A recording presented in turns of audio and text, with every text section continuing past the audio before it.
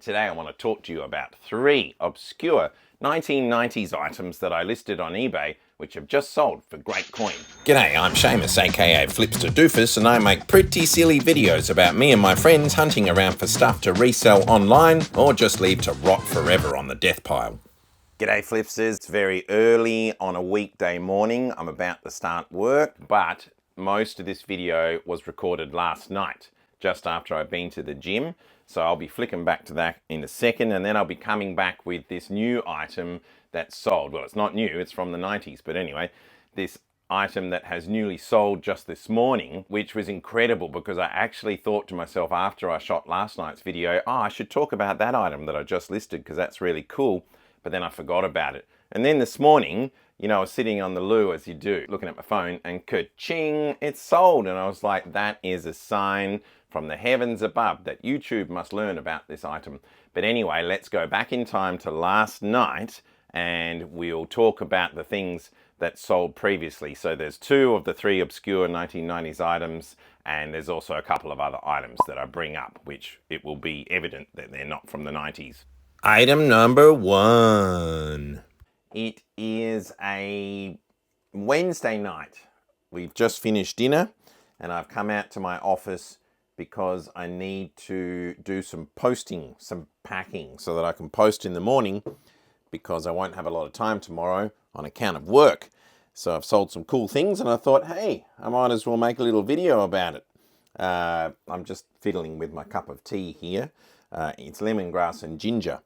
It's okay. I'd rather a pale ale, frankly, but the doctor's been on my case, as has my good wife, telling me that I need to lose some weight and I need to drink a little less of the frothies. So I'm trying to be good. It's Wednesday night. I've been to the gym. I have to be honest, normally Monday and Tuesday I would not have any beers. On a Wednesday, by then I'm usually feeling a bit sort of... So, you know, I might have a couple of beers after the gym with my dinner or whatever, but not doing that this week, going forward for a bit because I've got to lose some of the old spare tire around here, and a little bit of pelican under there that needs to go because apparently it's not good for you. It tastes good, but anyway. So no brewskis for me on this particular Wednesday or Thursday. I'll have a couple of pints after my game of soccer on Friday night. Now, none of this has anything to do with reselling, which is what this video is ostensibly about. So I've sold some cool things lately, and I'm out here to give it the old wrapperoo. Got to find them first. But yeah, and I just thought I might ramble on a bit. I'm ready to ramble, so let's go. The first thing that I need to find is not immediately apparent. I'm not sure where it is. I kind of think it might be on the shelf where the camera is because it's media, and that's the sort of media shelf. I know this looks like the media shelf behind us, well, the books anyway, but in fact, are books media? I don't know. I mean, when people say media, do they mean DVDs, CDs and books, or just DVD, CDs, Blu-ray and Channel 7? I don't know. But anyway, these books, most of these over here anyway, are not listed. You can tell when they're listed because I put a little Glad wrap around them. Also, I tend to put them over there, but it's full. So I have sold a few things and let's focus on that. I've actually just noticed where some of them are now, one of the sales. Yes, so one of the sales is this bundle of books. Hip hip hurrah. Now, I was just waffling a bit at this point, and I hadn't yet figured out that the theme of this video was going to be 3 things from the 90s that I sold on eBay. But anyway, I should point out that these books were mostly written and published in the 90s. Okay, let's get back to it. I noticed that one of them was called Get Shorty, and I remembered that movie. It had John Travolta in it. Then I saw another one was called Be Cool.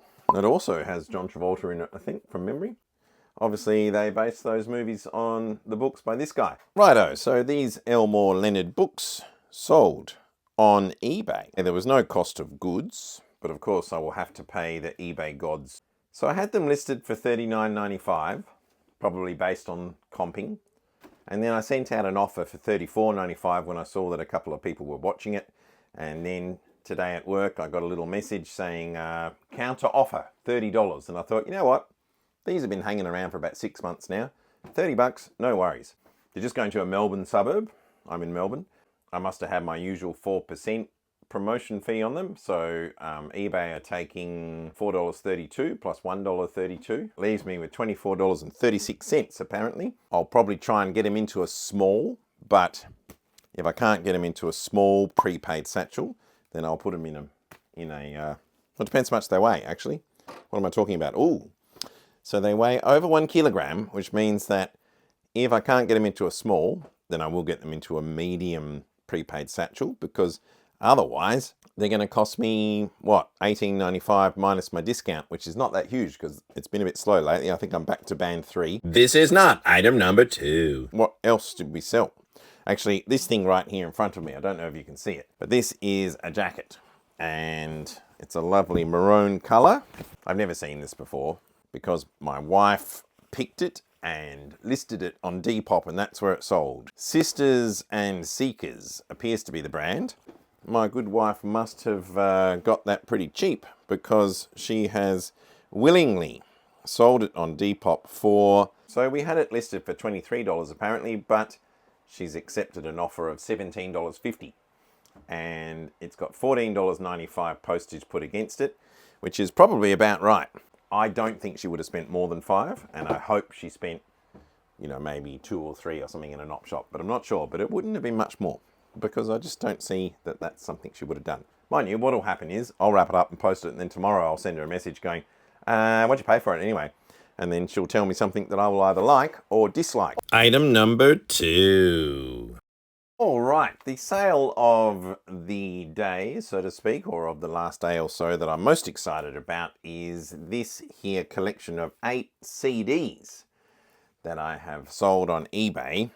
Now, they're not just any CDs, they are in fact the first 8 of the Triple J Hottest 100 series, which if you are as old as I am, you will remember started in the early 90s, I think. And initially, if my memory serves me correctly, the Hottest 100 was run as the Hottest 100 of all time.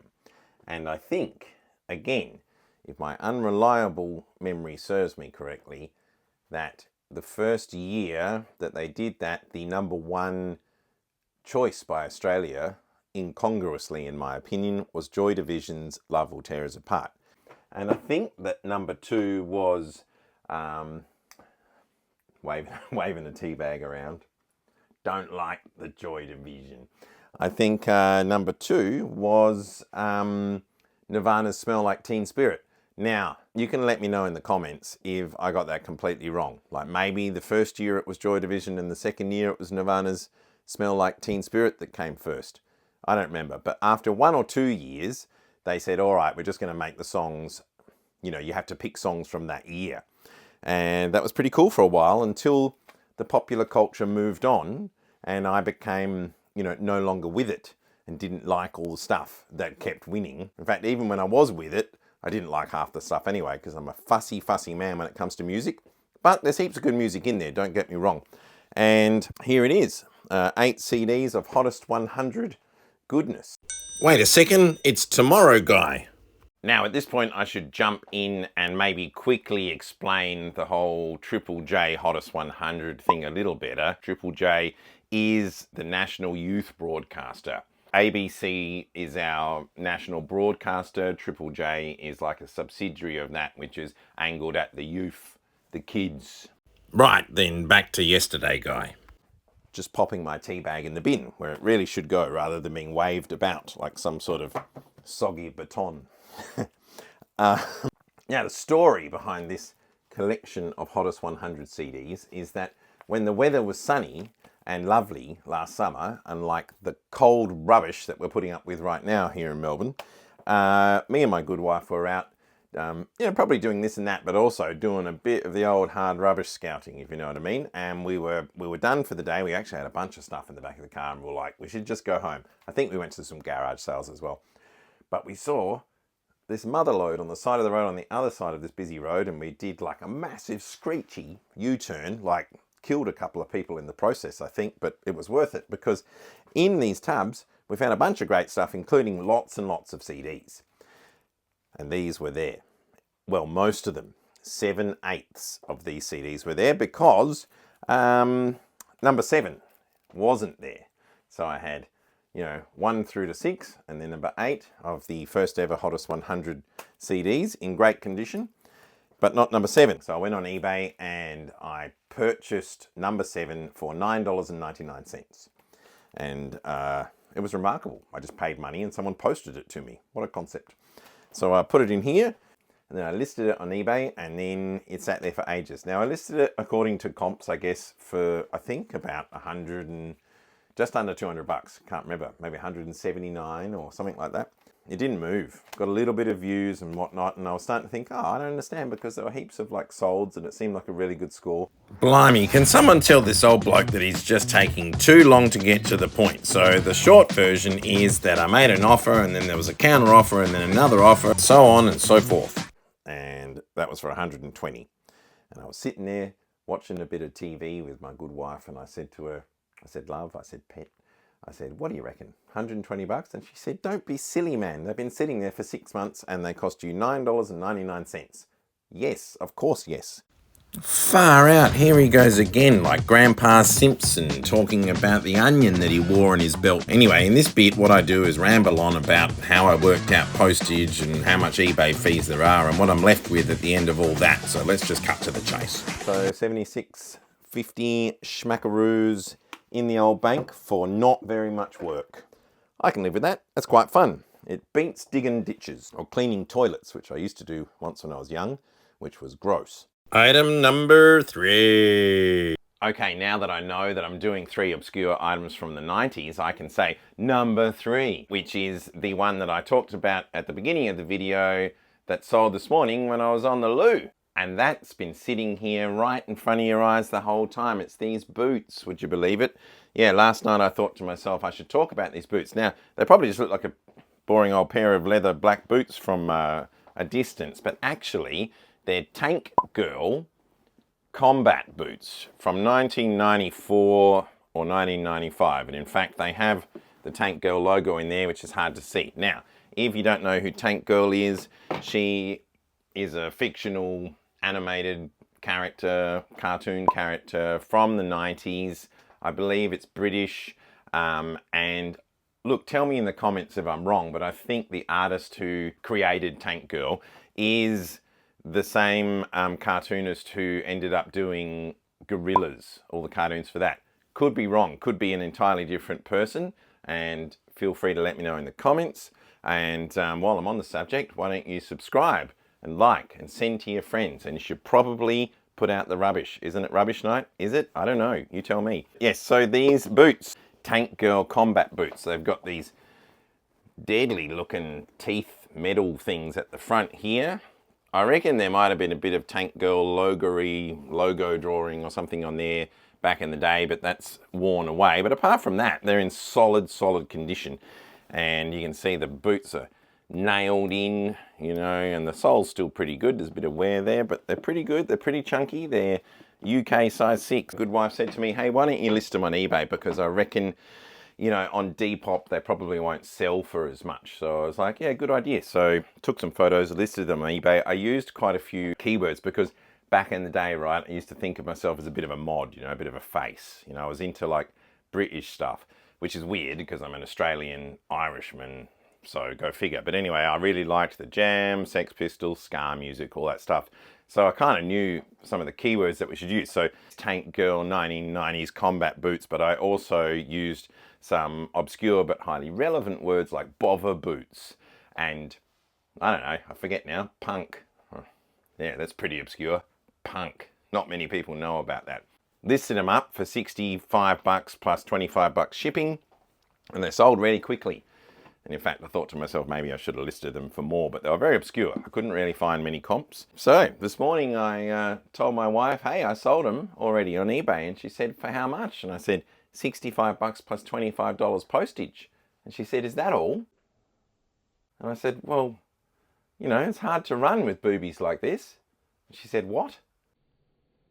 I said, I know, right? Time, it's a great leveler, or in my case, curvature.